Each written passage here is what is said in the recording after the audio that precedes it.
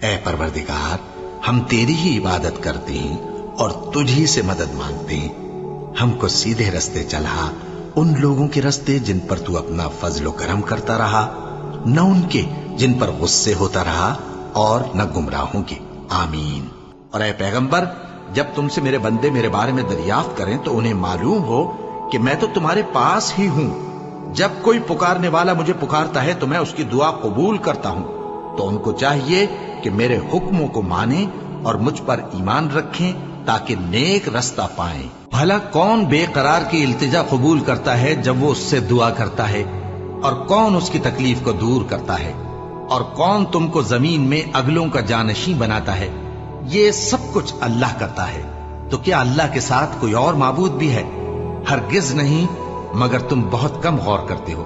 بھلا کون تم کو جنگل اور دریا کے اندھیروں میں رستہ بتاتا اور کون ہواؤں کو اپنی رحمت کے آگے خوشخبری بنا کر بھیجتا ہے؟ یہ سب کچھ اللہ کرتا ہے. تو کیا اللہ کے ساتھ کوئی اور معبود بھی ہے؟ ہرگز نہیں. یہ لوگ جو شرک کرتے ہیں اللہ کی شان اس سے بلند ہے. بھلا کون خلقت کو پہلی بار پیدا کرتا پھر اس کو دوبارہ پیدا کرے گا؟ اور کون تم کو آسمان اور زمین سے رزق دیتا ہے؟ یہ سب کچھ اللہ کرتا ہے. تو کیا اللہ کے ساتھ کوئی اور معبود بھی ہے؟ ہرگز نہیں. کہہ دو کہ مشرکو، اگر تم سچے ہو تو دلیل پیش کرو. اور جب ہم نے خانہ کعبہ کو لوگوں کے لیے جمع ہونے اور امن پانے کی جگہ مقرر کیا اور حکم دیا کہ جس مقام پر ابراہیم کھڑے ہوتے تھے اس کو نماز کی جگہ بنا لو، اور ابراہیم اور اسماعیل کو حکم بھیجا کہ طواف کرنے والوں اور اعتکاف کرنے والوں اور رکوع کرنے والوں اور سجدہ کرنے والوں کے لیے میرے گھر کو پاک صاف رکھا کرو. اور جب ابراہیم نے دعا کی کہ اے پروردگار، اس جگہ کو امن کا شہر بنا اور اس کے رہنے والوں میں سے جو اللہ پر اور روز آخر پر ایمان لائیں ان کے کھانے کو میوے عطا فرما، تو اللہ نے فرمایا کہ جو کافر ہوگا میں اس کو بھی کچھ مدت تک سامان زندگی دوں گا، مگر پھر اس کو عذاب دوزخ کے بھگتنے کے لیے مجبور کر دوں گا، اور وہ بری جگہ ہے. اور جب ابراہیم اور اسماعیل بیت اللہ کی بنیادیں اونچی کر رہے تھے تو دعا کیے جاتے تھے کہ اے ہمارے پروردگار، ہم سے یہ خدمت قبول فرما، بے شک تو سننے والا ہے، جاننے والا ہے. اے پروردگار، ہم کو اپنا فرما بردار بنائے رکھیو اور ہماری اولاد میں سے بھی ایک گروہ کو اپنا حکم بردار بنائیو. اور پروردگار، ہمیں ہمارے طریق عبادت بتا اور ہمارے حال پر رحم کے ساتھ توجہ فرما، بے شک تو ہی توجہ فرمانے والا ہے، مہربان ہے. اے پروردگار، ان لوگوں میں انہی میں سے ایک پیغمبر مبعوث کی جو ان کو تیری آیتیں پڑھ پڑھ کر سنایا کرے اور کتاب اور دانائی سکھایا کرے اور ان کے دلوں کو پاک صاف کیا کرے. بے شک تو غالب ہے، صاحب حکمت ہے. پھر جب حج کے تمام ارکان پورے کر چکو تو مینا میں اللہ کو یاد کرو جس طرح اپنے باپ دادا کو یاد کیا کرتے تھے، بلکہ اس سے بھی زیادہ. اور بعض لوگ ایسے ہیں جو اللہ سے التجا کرتے ہیں کہ اے پروردگار، ہم کو جو دینا ہے دنیا ہی میں دے دے، اور ایسے لوگوں کا آخرت میں کچھ حصہ نہیں. اور بعض ایسے ہیں کہ دعا کرتے ہیں کہ پروردگار، ہم کو دنیا میں بھی نعمت عطا فرما اور آخرت میں بھی نعمت بخشیو اور دوزخ کے عذاب سے محفوظ رکھیو. یہی لوگ ہیں جن کے لیے ان کے کاموں کا حصہ یعنی اجر نیک تیار ہے، اور اللہ جلد حساب لینے والا ہے. ان سے پہلے نوح کی قوم نے بھی تکذیب کی تھی تو انہوں نے ہمارے بندے کو جھٹلایا اور کہا کہ دیوانہ ہے، اور انہیں ڈانٹا بھی گیا. تو انہوں نے اپنے پروردگار سے دعا کی کہ میں ان کے مقابلے میں کمزور ہوں، بس تو ہی بدلہ لے لے. پس ہم نے زور کے مے سے آسمان کے دہانے کھول دیے اور زمین میں چشمے جاری کر دیے، تو پانی ایک کام کے لیے جو مقدر ہو چکا تھا جمع ہو گیا. اور ہم نے نوح کو ایک کشتی پر جو تختوں اور میخوں سے تیار کی گئی تھی سوار کر لیا، وہ ہماری آنکھوں کے سامنے چلتی تھی. یہ سب کچھ اس شخص کے انتقام کے لیے کیا گیا جس کو کافر مانتے نہ تھے. اور ہم نے اس کشتی کو ایک نشانی بنا چھوڑا، تو کوئی ہے کہ سوچے سمجھے. اور مومنوں کے لیے ایک مثال تو فرعون کی بیوی کی بیان فرمائی کہ اس نے اللہ سے التجا کی کہ اے میرے پروردگار، میرے لیے بہشت میں اپنے پاس ایک گھر بنا اور مجھے فرعون اور اس کے عمل سے نجات بخش और जालिम लोगों से मुझको छुड़ा ले। उस वक्त जकरिया ने अपने परवरदिगार को पुकारा, अर्ज की कि परवरदिगार, मुझे अपनी तरफ से औलाद स्वालेह अता फरमा, तू बेशक दुआ सुनने वाला है।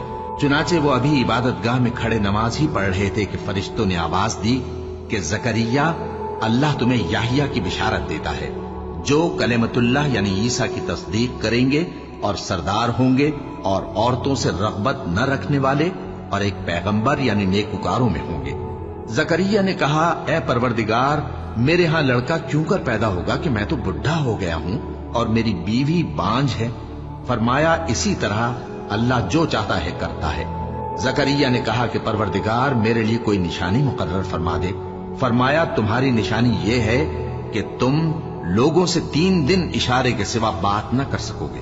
तो उन दिनों में अपने परवरदिगार की कसरत से याद और सुबह शाम उसकी तस्बीह करना।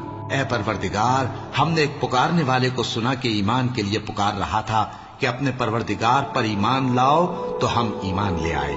सो ए परवरदिगार, हमारे गुनाह मुआफ फरमा और हमारी बुराइयों को हमसे दूर कर दे और हमको दुनिया से नेक बंदों के साथ उठाइयो। ए परवरदिगार, तूने जिन जिन चीजों के हमसे अपने पैगंबरों के वास्ते से वादे किए हैं वो हमें अता फरमा और क़यामत के दिन हमें रुस्वा न कीजियो। कुछ शक नहीं कि तू खिलाफे वादा नहीं करेगा। तो उनके परवरदिगार ने उनकी दुआ कबूल कर ली और फरमाया कि मैं किसी अमल करने वाले के अमल को मर्द हो या औरत जाया नहीं करता। तुम एक दूसरे के हम जिन्स हो। तो जो लोग मेरे लिए वतन छोड़ गए और अपने घरों से निकाले गए और सताए गए और लड़े और कत्ल किए गए, मैं उनके गुनाह दूर कर दूंगा और उनको बहिश्तों में दाखिल करूंगा जिनके नीचे नहरें बह रही हैं। ये अल्लाह के हां से बदला है और अल्लाह के हां अच्छा बदला है। कहो, क्या हम अल्लाह के सिवा ऐसी चीज को पुकारें जो ना हमारा भला कर सके ना बुरा?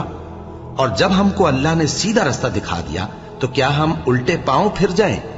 फिर तो हमारी ऐसी मिसाल हो जैसे किसी को जिन्नात ने जंगल में भुला दिया हो और वो हैरान हो रहा हो और उसके कुछ रफीक हों जो उसको रास्ते की तरफ बुलाएं कि हमारे पास चला। कह दो कि रास्ता तो वही है जो अल्लाह ने बताया है और हमें तो ये हुक्म मिला है कि हम अल्लाह रब्बुल आलमीन के फरमाबरदार बने और ये भी कि नमाज पढ़ते रहो और उससे डरते रहो। और वही तो है जिसके पास तुम जमा किए जाओगे और वही तो है जिसने आसमान और जमीन को तदबीर से पैदा किया है। और जिस दिन वो फरमाएगा कि हो जा तो हश्र बर्पा हो जाएगा, उसका इरशाद बरहक है। और जिस दिन सूर फूंका जाएगा उस दिन उसी की बादशाहत होगी। वही पोशीदा और जाहिर सबका जानने वाला है और वही दाना है, खबरदार है। जब तुम लोग अपने परवरदिगार से फरियाद करते थे तो उसने तुम्हारी दुआ कबूल कर ली और फरमाया कि तसल्ली रखो, हम 1000 फरिश्तों से जो एक दूसरे के पीछे आते जाएंगे तुम्हारी मदद करेंगे। और उस मदद को अल्लाह ने महज बिशारत बनाया था कि तुम्हारे दिल उससे इत्मीनान हासिल करें। और मदद तो अल्लाह ही की तरफ से है। बेशक अल्लाह गालिब है, हिकमत वाला है। क्या ये लोग नहीं जानते कि अल्लाह ही अपने बंदों से तौबा कबूल फरमाता और सदकात और खैरात लेता है? और ये कि अल्लाह ही तौबा कबूल करने वाला है, मेहरबान है। और उनसे कह दो कि अमल किए जाओ, अल्लाह और उसका रसूल और मोमिन सब तुम्हारे अमल को देख लेंगे और तुम गायब व हाजिर के जानने वाले की तरफ लौटाए जाओगे। फिर जो कुछ तुम करते रहे हो वो सब तुमको बता देगा।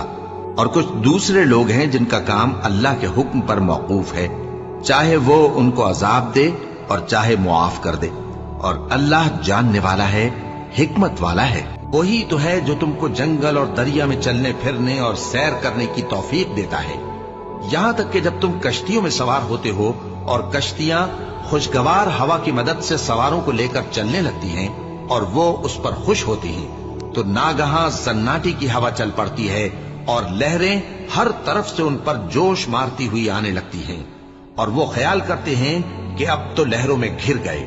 तो उस वक्त खालिस अल्लाह ही की इबादत करके उससे दुआ मांगने लगते हैं कि ऐ अल्लाह, अगर तू हमको इससे नजात बख्शे तो हम तेरे बहुत ही शुक्रगुजार हों। फिर जब वो उनको नजात दे देता है तो मुल्क में नाहक शरारत करने लगते हैं। लोगों, तुम्हारी शरारत का वबाल तुम्हारी ही जानों पर होगा।